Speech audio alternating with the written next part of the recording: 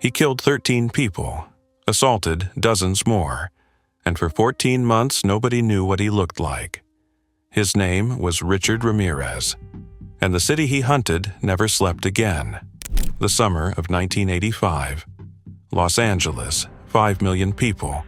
Hardware stores sold out of deadbolt locks. Gun sales surged. People nailed their windows shut in the middle of a California summer. Parents kept children indoors after dark.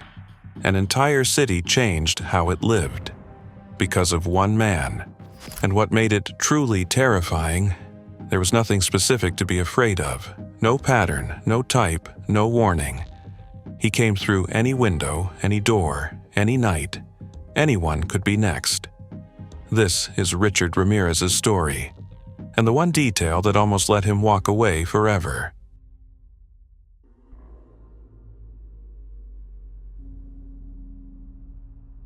From June 1984 to August 1985, Richard Ramirez committed at least 13 murders across Los Angeles and San Francisco, 11 sexual assaults, multiple abductions, dozens of home invasions. But the numbers don't explain the fear. What explained the fear was this: he had no pattern. Every serial killer before him had something investigators could work with. A victim type, a location preference, a method. Something that allowed law enforcement to warn a specific group of people and build a profile. Ramirez had none of that. His victims ranged from 9 years old to 83, male and female. Multiple neighborhoods across a metropolitan area of 5 million people. He used guns, knives, his hands. He shot men in their beds. He beat, raped, and mutilated their wives. He carved pentagrams into bodies. He abducted children. He made survivors swear their allegiance to Satan while he attacked them. There was no warning you could give. There was no group that was safe. Everyone was a potential victim. He also did something unusual. He left survivors behind deliberately.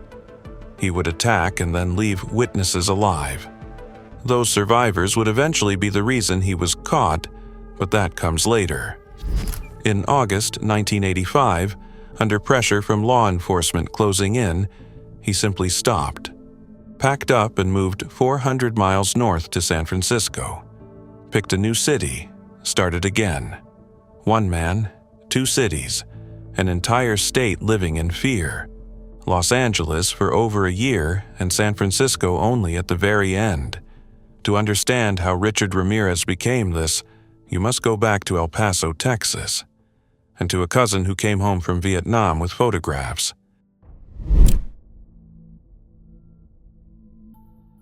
Richard Ramirez was born on February 29, 1960 in El Paso, Texas, the youngest of 5 children born to Mexican immigrant parents. His father was physically abusive. By age 10, Ramirez was already abusing drugs. By his early teens, he was breaking into homes. But the moment that changed everything happened when he was 12 years old. His older cousin Miguel had just come back from Vietnam. Decorated veteran. Also deeply traumatized, PTSD, schizophrenia.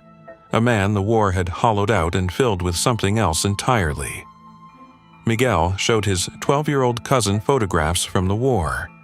Images of violence and death that no child should ever see. He described what he had done in detail. He was proud of it. The following year, Ramirez was present in the room when Miguel shot and killed his own wife during an argument. He watched her die. Miguel received 7 years. Richard Ramirez received a blueprint. He dropped out of high school, moved to Los Angeles, learned burglary from an older brother, funded a cocaine addiction by selling stolen goods, got arrested for auto theft, and later got out.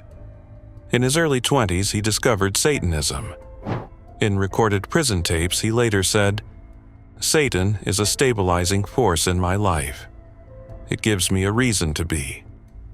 In June 1984, at age 24, he committed his first known murder, a 79-year-old widow. Stabbed, throat slashed, sexually assaulted.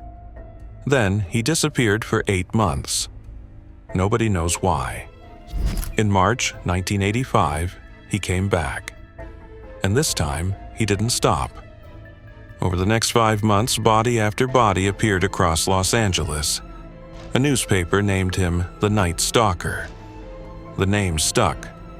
The city was in full panic, and inside the LAPD, a junior detective nobody took seriously was staring at the case files, convinced that all of it was the work of one man. The investigation was failing. Nobody believed the crimes were connected. Gil Carrillo was young, still proving himself. Not the kind of detective anyone listened to. Frank Salerno was the opposite, a legend. The man who had caught the Hillside Strangler, one of the most brutal serial killer cases in California history. If Salerno said the crimes were connected, the entire department would listen. Salerno told Carrillo it was impossible. No serial killer operated like this. Carrillo kept pushing. He knew he was right. The first breakthrough came through a shoe. An Avia sneaker, men's size 11.5, so rare that only one pair of that exact size existed in the entire state of California. Matching shoe prints at multiple crime scenes confirmed what Carrillo suspected. The attacks were connected. Then the survivors came forward. The people Ramirez had deliberately left alive. A woman named Inez Erickson gave investigators a detailed description. Tall, light-skinned, brown-stained teeth, sunken eyes. Her account, combined with other survivors, allowed Carrillo and Salerno to build a composite sketch. For the first time, Los Angeles had a face. But here is where it almost fell apart. Carrillo and Salerno were terrified of evidence leaks. Ramirez was actively watching news coverage of his own case. They knew that if the wrong detail went public, he would destroy evidence and disappear. Their worst fear came true. San Francisco's mayor, Dianne Feinstein, held a televised press conference and publicly revealed the gun caliber and the shoe evidence. Ramirez was watching. That same night, he walked to the Golden Gate Bridge and threw his Avia sneakers into the bay. A politician's mistake destroyed their most critical physical evidence, but they kept going. August 1985, police found an abandoned orange Toyota that Ramirez had stolen. A forensics team found one clean fingerprint. The LAPD had just installed a brand new computerized fingerprint database, the first of its kind, but the system only contained records of criminals born after January 1960. Richard Ramirez was born on February 29, 1960, 1 month inside the cutoff. If he had been born 1 month earlier, the fingerprint matches nothing and he walks free. The fingerprint matched a prior arrest for auto theft. They had a name. They had a face. On August 30th, 1985, the LAPD held a press conference. Detective Block looked directly into the cameras. "We know who you are now, and soon everyone else will. There will be no place you can hide."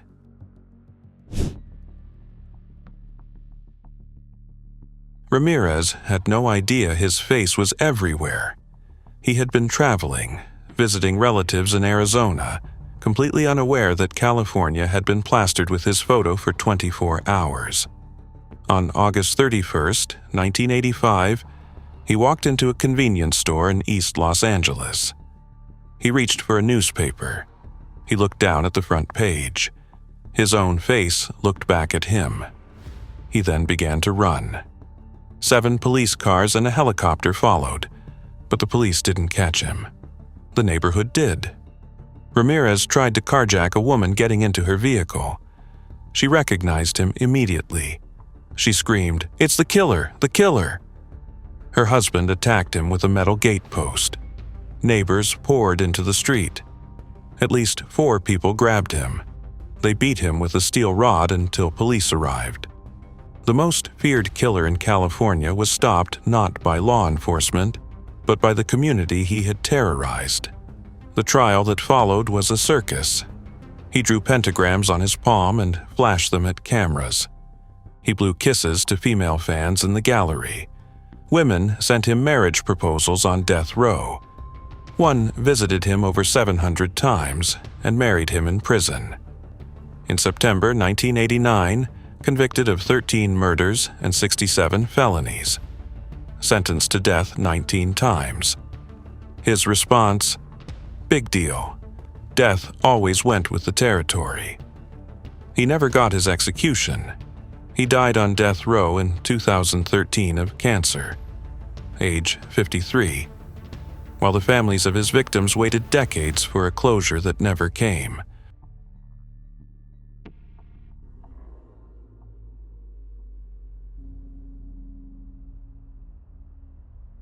Los Angeles eventually went back to sleep. The deadbolts stayed on the doors. The guns stayed beside the beds for a while. Then slowly, life went back to normal, the way it always does. But think about what it took. A junior detective nobody believed. A legendary detective who almost said no.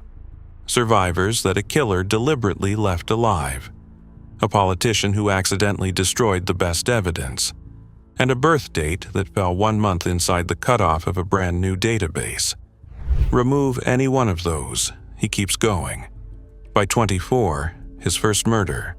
By 25, 13 dead across 2 cities. By 29, 19 death sentences.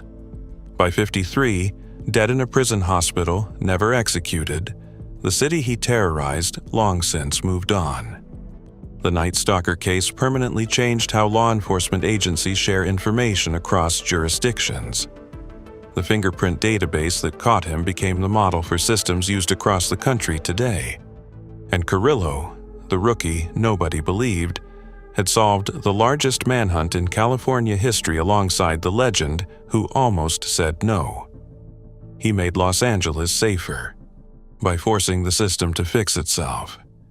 If this is the kind of story you want more of, the ones nobody tells properly, subscribe Crime Atlas. There is a lot more coming.